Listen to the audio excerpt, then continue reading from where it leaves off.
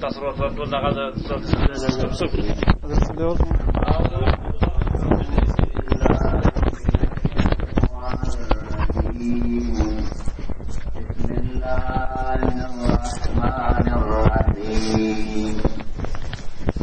قال رسول الله صلى الله عليه وسلم للمسلم على المسلم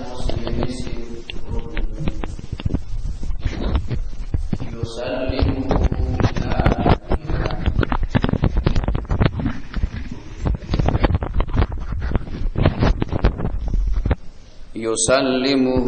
إذا لقيه ويشمته إذا عطس أو كما قال عليه الصلاة والسلام إن الله وملائكته يصلون على النبي يا أيها الذين آمنوا صلوا عليه وسلموا تسليما اللهم صل على سيدنا محمد وآله وعترته بعدد كل معلوم لك اللهم صل على سيدنا محمد وآله وعترته بعدد كل معلوم لك محترم مسلمانان ورونو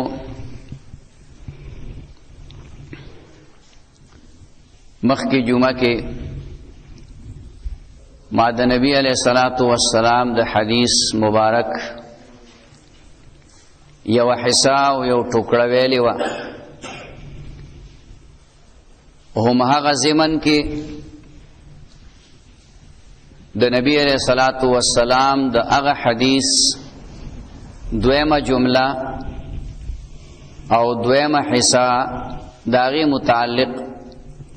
خبره کوي ان شاء الله او دغه حدیث مبارک کې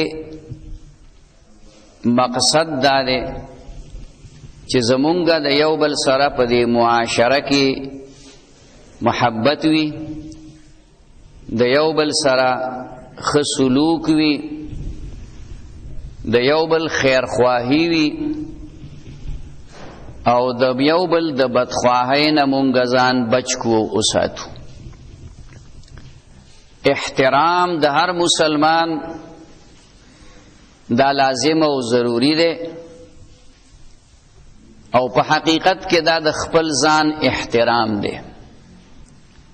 که زه ستا احترام کوما ادب کوما ستا خیال ساتما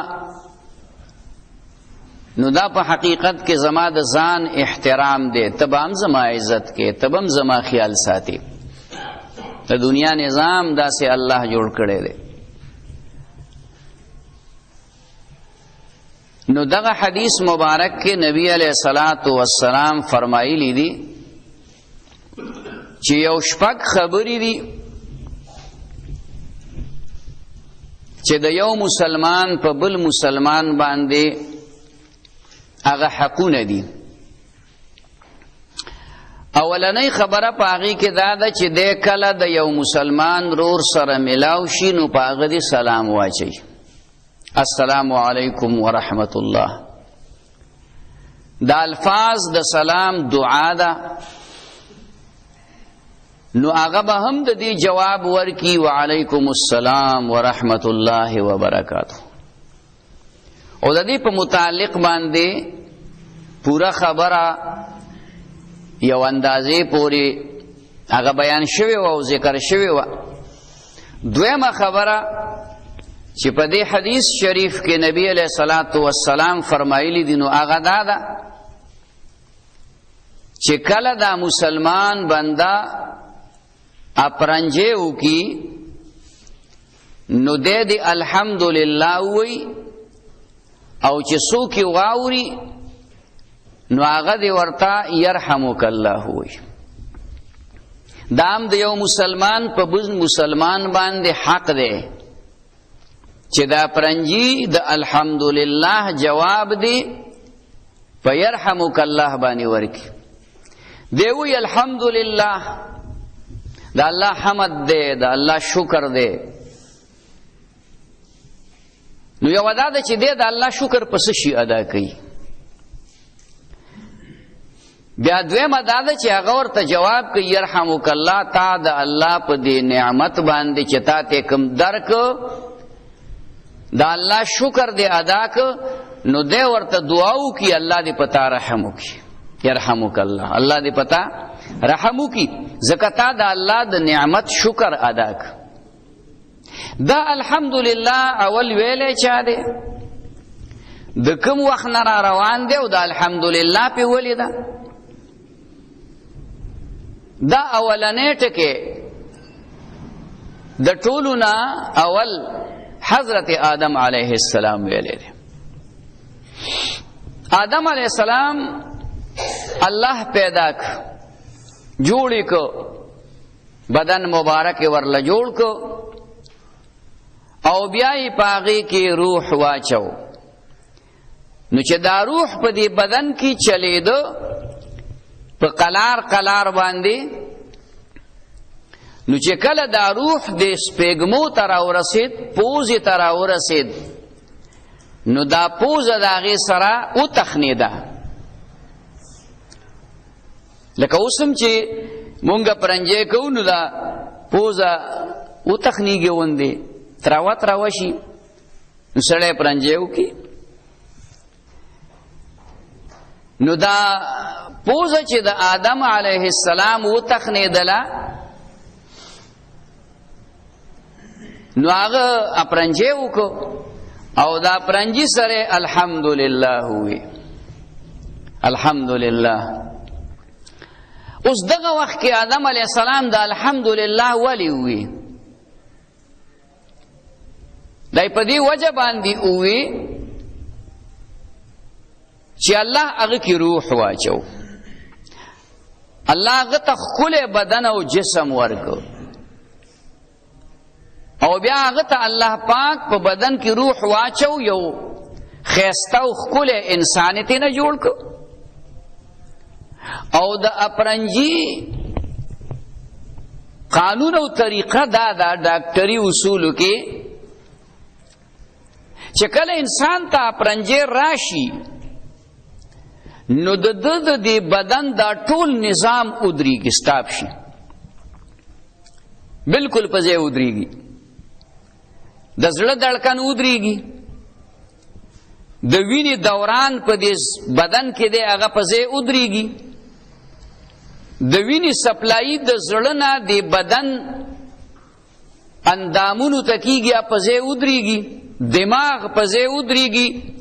دا د یو څو سکنډو دپاره. او چې کله دی پرنجی وکړي نو واپس کولاو شي. نو گویا دا اپرنجی او د دې نه بعد الحمدلله ویل په دې بنیاد باندې دي چې د دا نظام الله ټول ودرو او بیا یې واپس روان کو. نو د دې دوباره روانولو دپاره د الحمدلله وایي، ځکه چې الله دا نظام ودرو، خدای مړ شو که نه. گویا د مرګ نه الله دې واپس چې کوم دی نو زندګۍ ته راوست، د ته بیا زندګي ورکړه. خدا د څو سکنډو خبرې نو مونږ پې نه پوهېږو چې دا زما د بدن دا نظام ودرېده، زما زړه دړکن ودرېده، زما دماغ په ځای ودرېدل، زما د وینې دوران دا په ځای باندې سټاپ شو ودرېد. دا مونږ ته پته نه لګي. تحقیق به شوی دی نو دا نظام ودرېږي. نو اسلام ورله څومره ښکلی قانون کېښوده، څومره ښکلې طریقې ورله کېښوده چې تا پرنجی وکړې نو ته به الحمدلله ووایې. داسې مثال دی لکه خدای پاک تا ته دوباره ژوند نصیب کړ، مړ کړی وې او دوباره ژوند دې درته نصیب کړ.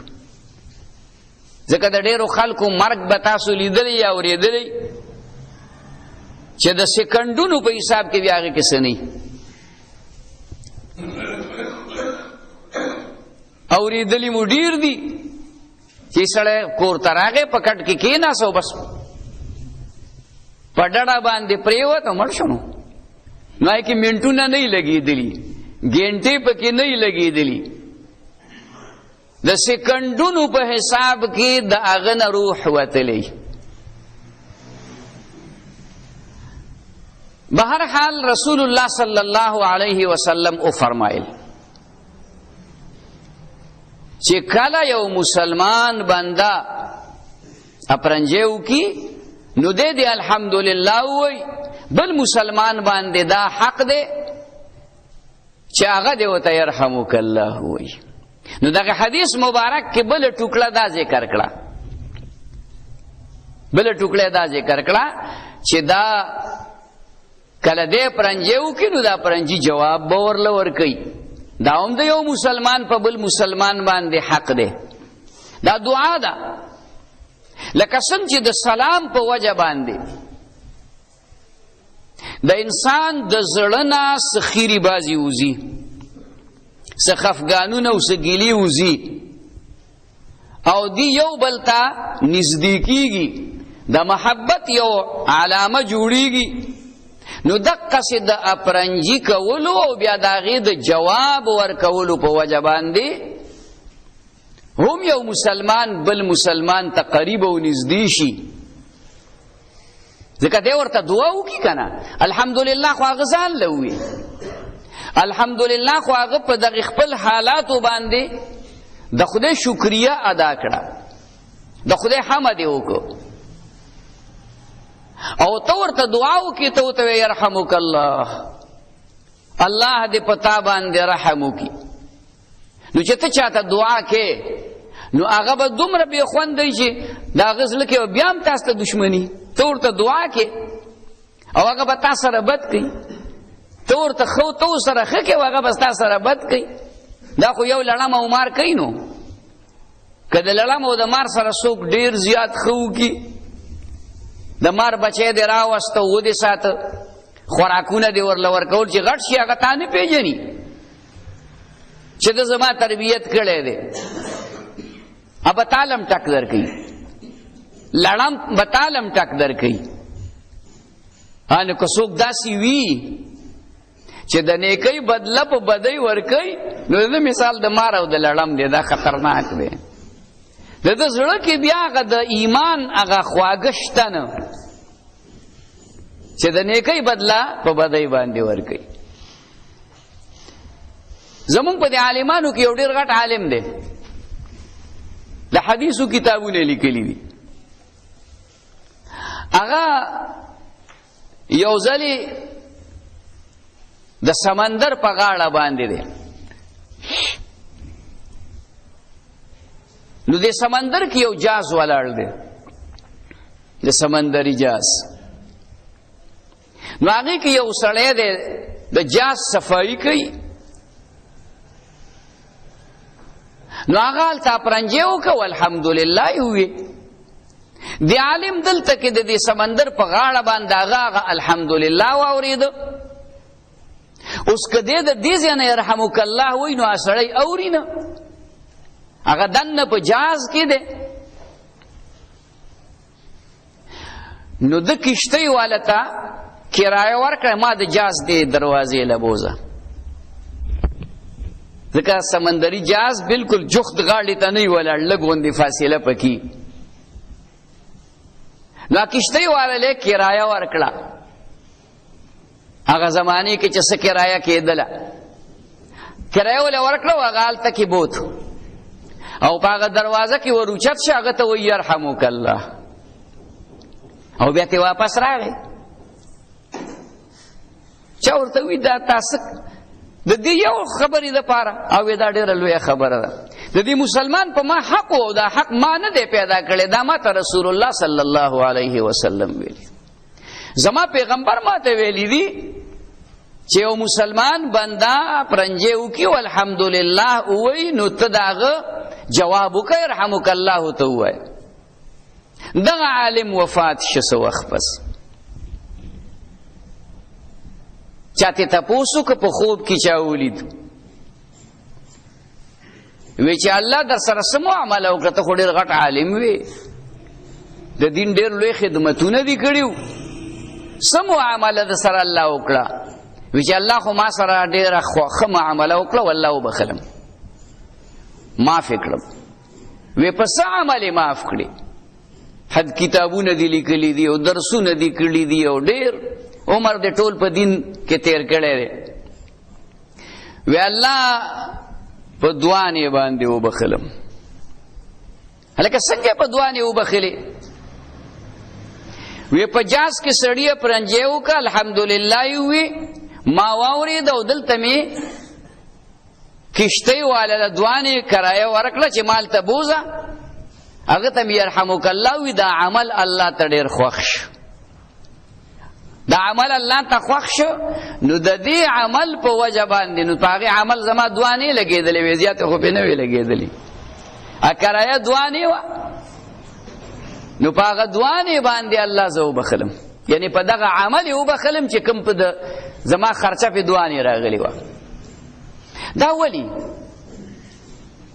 دې عمل کې څه چلو؟ دې عمل کې دوه خبرې وې. یو خدا و چې د دې سړي په زړه کې اخلاص موجود و. چا چې دا د یرحمک الله عمل وکړو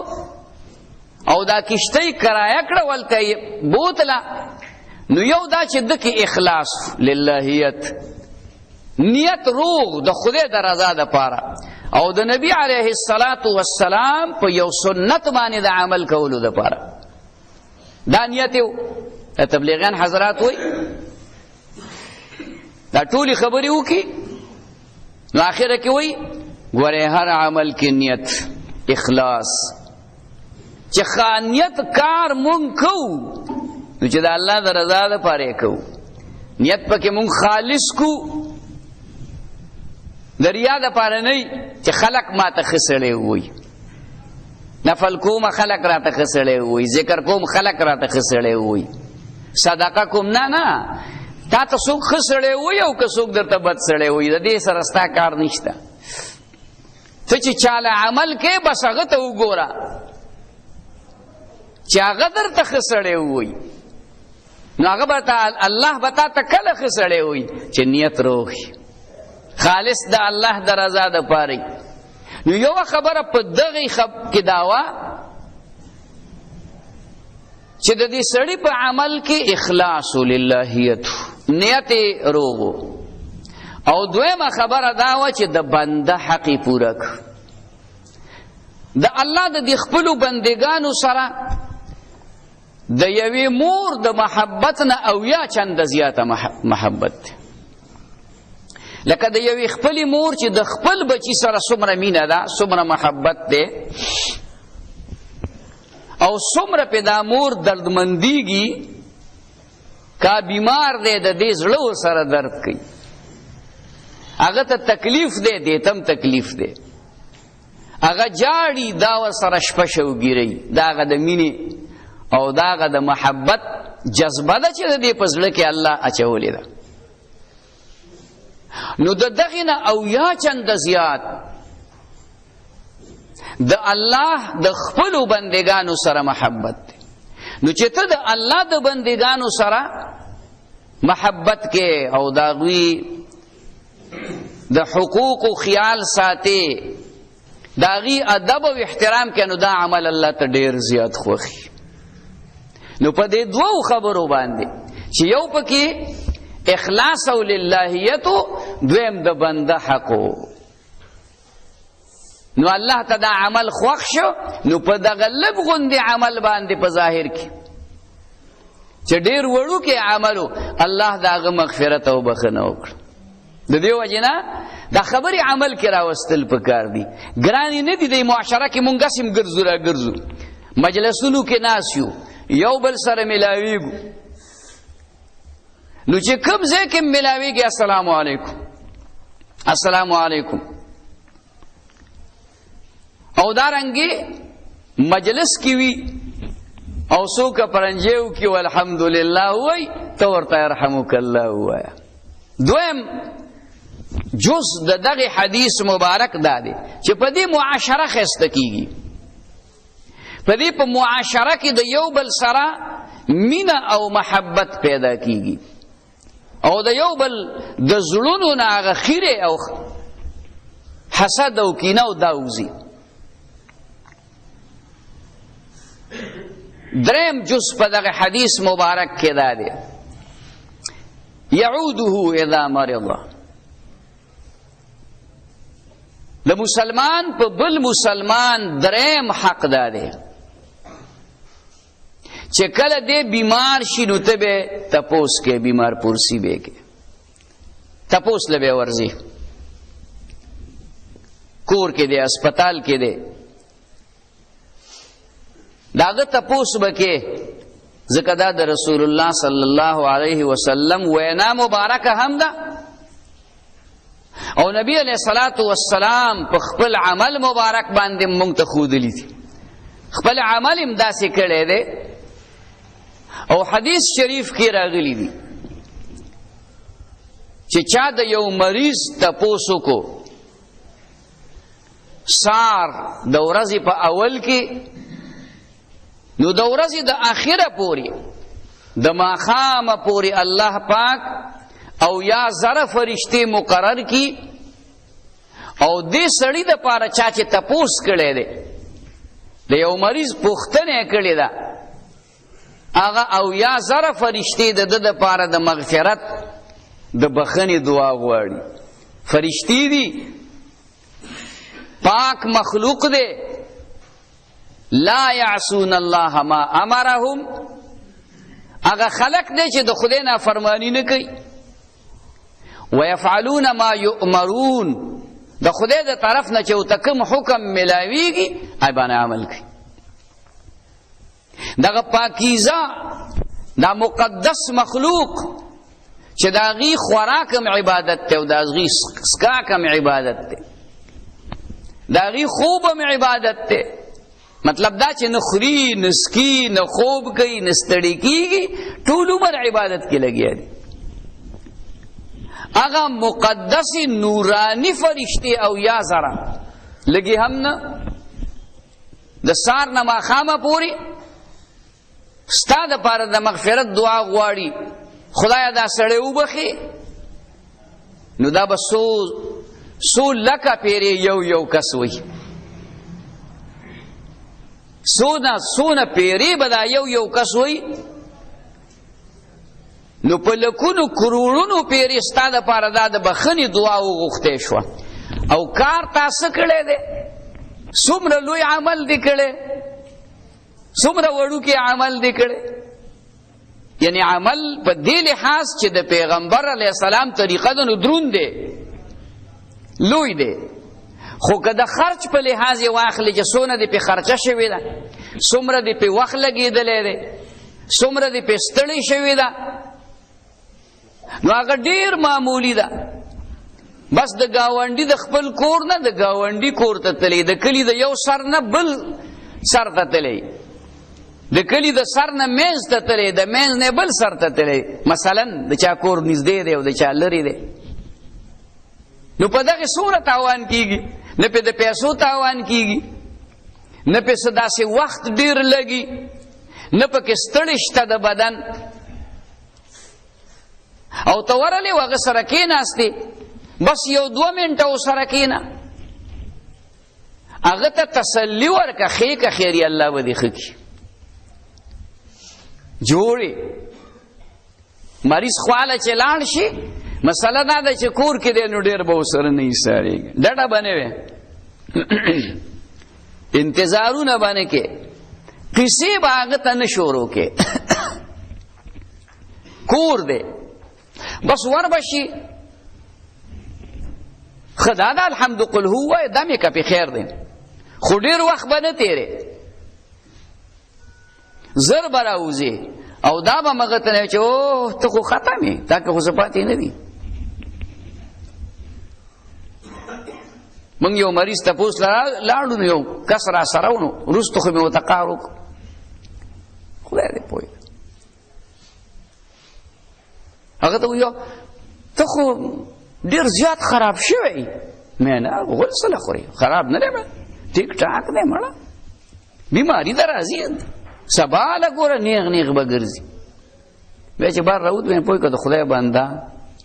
چې په څه پوهېږې نه نو زه در سره یم نو خو غلی کښېنه که نه څه دې خوله کریږي چې هغه ته وایې چې دا غریب دې حوصله وغورځوله مریض ته به داسې نه وی وګونه خو دې زیړ دي رڼا پکې خېږي ویزه درته لګېدلې خو زما په خیال دا ټیکټ دې کنفرم شوی نه دی دا به ورته نه وی څه به ورته وی ښایي که خیر یي مړه هغه به د قبر تخپې ور ځوړندې کړي خو ته ورته مې ټیک ټاک یې مړه ښه به شي که خیر یي مړه زه بیمار نه وم څه هغه زمونږ تره نه و بیمار داسې خبرې به ورته وکړي خدای جوړ کړه ته به هم جوړ شي مړه ته به هم جوړ شي تاسو دونه غټه خبره نه ده او بل دا چې بیماری الله راولي او الله یې لرې کوي مړه صبر کوه په دې حالتو کې کم اعمال دی چې کړي اوس یې نشي کولی ګوره هغه د الله لاس لیکي دا تسلي به ورته ورکړي دا تسلي به ورته ورکړي او صبر کوه ګناهونه دې پاک لاړه د خدای بنده دا بیماری د خدای نعمت ته صحت د خدای نعمت دواړه نعمتونه دي ګورې ښه دواړه نعمتونه دي خو داسې د خدای نه مه غواړه چې خدای د بیماري را باندې راولي دا به نه وي زمون حضرت مفتی صاحب رحمه الله به فرمایل وی خدایا دا صحت هم ستا نعمت ته او دا بیماری هم ستا نعمت ته خدایا د دې بیماری دا نعمت راله د صحت په نعمت بدل کړي اولیاء ناشنا خبري څه ښکلې قیمتي خبري خدایا د دې بیماری دا نعمت راله د صحت په نعمت بدل کړي دا هم نعمت دی دا ځکه نعمت دی چې صبر دې کو په دې بیماری نو ټول ګناهونه دنه الله ختم کړي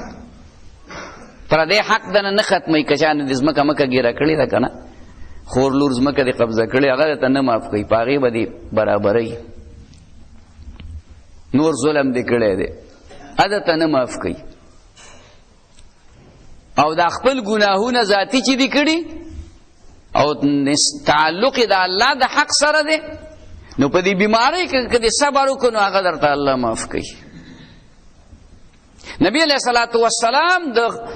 بیمارانو تپوس لورغه حتی چې د کافرانو تپوس له هم ورغلی دی د کافرانو تپوس یو نوجوان یهودی دی هغه به راتو د نبی علیہ السلام خدمت به کو کله کله سو وخت نبی علیہ الصلوۃ والسلام ونلید تپوس یې وکړه چې هغه نوجوان خو نه راځي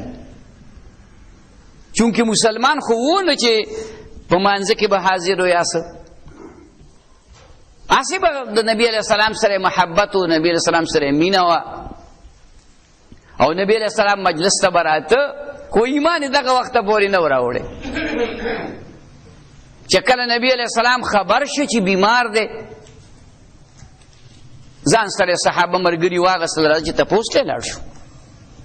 چې تپوس ته لاړل نبی علیہ الصلوۃ والسلام ورته مخامخ کېناس نبی علیہ الصلوۃ والسلام ته وی بچیا لا اله الا الله وایا ایمان راوړه ځکه چې د مرګ او د ژوند څه پته نه لګي نو ایمان راوړه استاد ځواني ده نو هغه د خپل پلار ته داسې وکتل هغه نوجوان چې دا نبی علیہ السلام ما ته د ایمان خبره کوي مطلب دا چې ستا اجازت شته ایمان راوړم که را نه وړم هغه ورته وی بچیا نبی علیہ السلام چې ته څه وایي نو عمل پې وکړه نو هغه ووی چې اشهد ان لا اله الا الله و اشهد ان محمدا عبده ورسوله نبی علیہ السلام خوشحاله شو صحابه فرمایي د نبی علیہ السلام دا مخ مبارک داسې پړقو که د ډېرې خوشحالۍ نه چې د یو مسلمان بنده چې دغه وخته پورې کافر دی او درنګ سات لمري او د جهنم ته تلو واله دی الله پاک هغه ته توفیق د ایمان ورکو او جنت تتلو والا جوړ شو او چې نبی علیہ السلام ته راووت نو وفات شو. صحابو کې یو دا خبره مشهوره وه چې داسې څوک چې هغه منځم نه دی کړی او روجې هم نه ده نیولې او هېڅ نه دي کړي، بس یوه کلمه ویلې او جنت ته به ځي، جنتي دی، صحابي دی. ځکه نبی علیہ السلام د ایمان په حالت کې ولید او د ایمان په حالت کې وفات هم شو او د منټونو ایمان دی، د منټونو د ورځو د کلونو او د میاشتو ایمان نه دی. ازمیختونه او امتحانات هم پې نه دي راغلي، جهادونه هم نه دي کړي، زکاتونه هم نه دي ورکړي، خو د یو ایمان برکت جنت ته داخل کړ. داسې ډېر واقعات راغلي خو یو پکې دا واقعه هم راغلی. نو نبی علیہ السلام د غیر مسلمو د هغې عیادت او بیمار پرسیم کړې ده او د صحابو خو خود کړې ده. کوم صحابي او بیمارو نبی علیہ الصلوۃ والسلام با تپوس د ورلته. نو د مسلمان دا دریم حق دی په بل مسلمان باندې چې دی بیمار شي نو بیمار پرسی به کوي. دا څو خبرې درې خبرې وشوې. یو دا چې مسلمان د مسلمان سره ملاو شي السلام علیکم بوي. دویمه دا خبره چې اپرنجیو کې والحمدلله وي بل مسلمان باندې حق ده چې يرحمک الله وي. دریمه دا خبره چې سړی بیمار شو یو مسلمان بنده ته به تپوس لځي. دا درې واړه هغه خبرې دي، درې پاتې شوې. درې واړه هغه خبرې دي چې د مسلمانانو په منځ کې د یو بل سره مینه پیدا کوي او د یو بل د زړونو نه خیره او حسد وباسي. الله دې موږ ته عمل نصیب کړي. واخر دعوانا ان الحمد لله رب العالمين. دعا ربنا آتنا في الدنيا حسنة وفي الآخرة حسنة وقنا عذاب النار. ربنا لا تؤاخذنا إن نسينا أو أخطأنا. ربنا ولا تحمل علينا إصرا كما حملته على الذين من قبلنا. ربنا ولا تحملنا ما لا طاقة لنا به واعف عنا واغفر لنا وارحمنا أنت مولانا فانصرنا على القوم الكافرين. وصلى الله تعالى على خير خلقه محمد وعلى آله وأصحابه أجمعين برحمته.